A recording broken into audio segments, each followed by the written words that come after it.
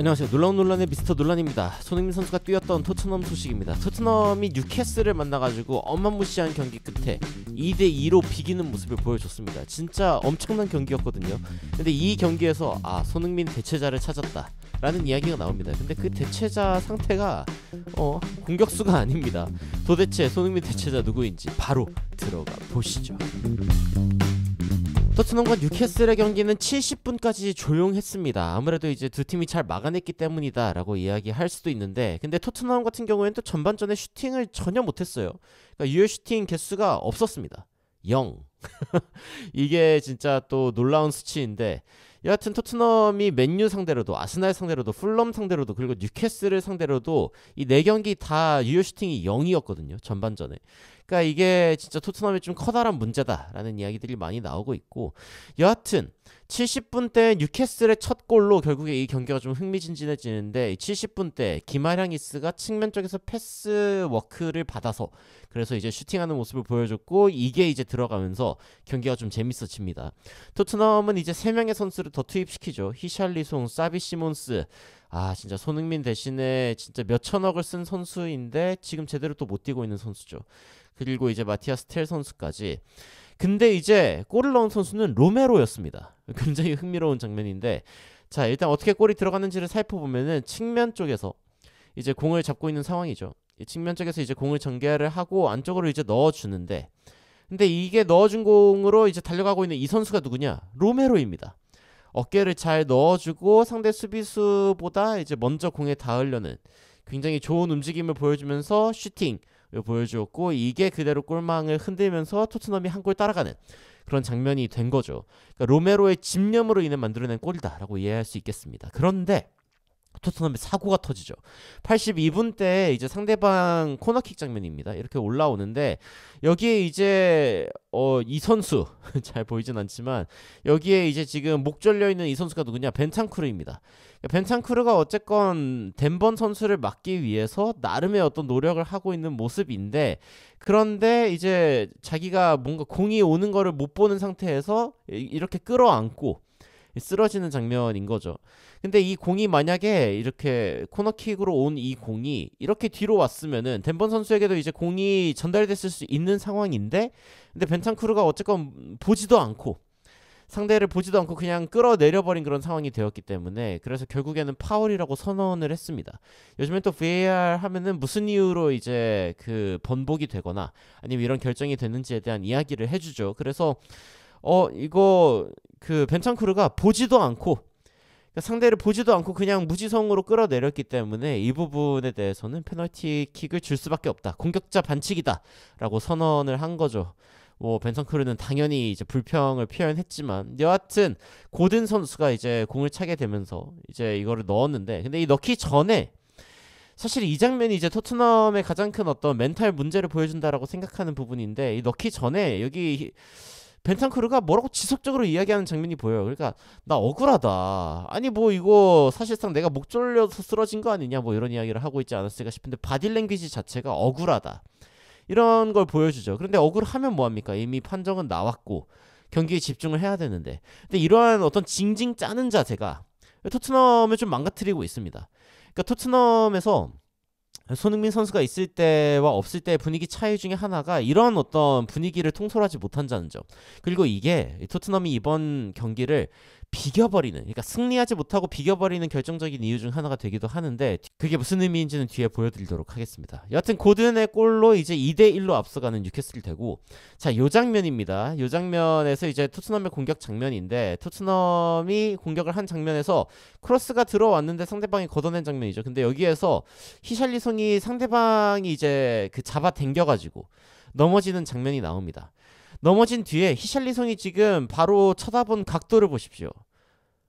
심판이죠. 그러니까 심판을 보면서 지금 무엇을 애원하고 있는 것이냐, 이것도 파울 아니냐, 아니 아까 그 벤탄쿠르가 잡아가지고 파울이면 이것도 파울 아니냐, 이거를 주장하려고 누워 있는 겁니다. 근데 공격 상황 안 끝났죠.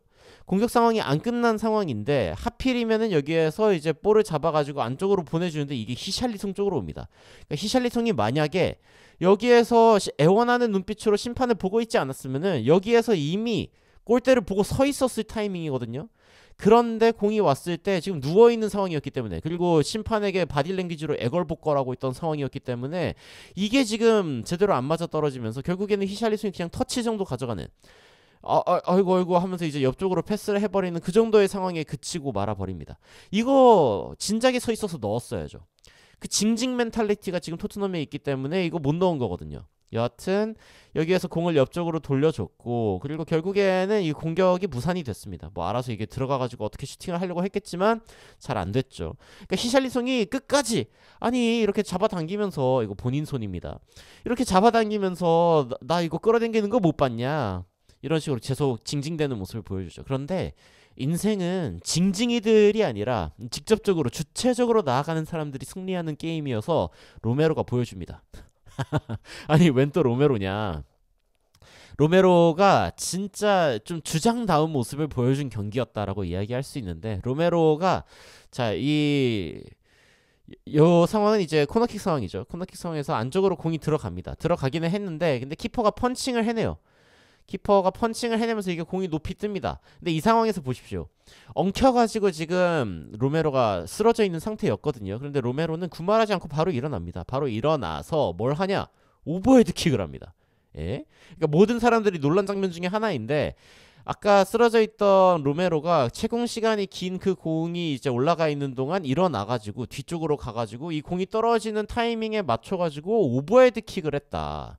바이시클 킥을 시도를 한 건데, 근데 이게 뭐 그렇게 잘 맞지는 않았습니다.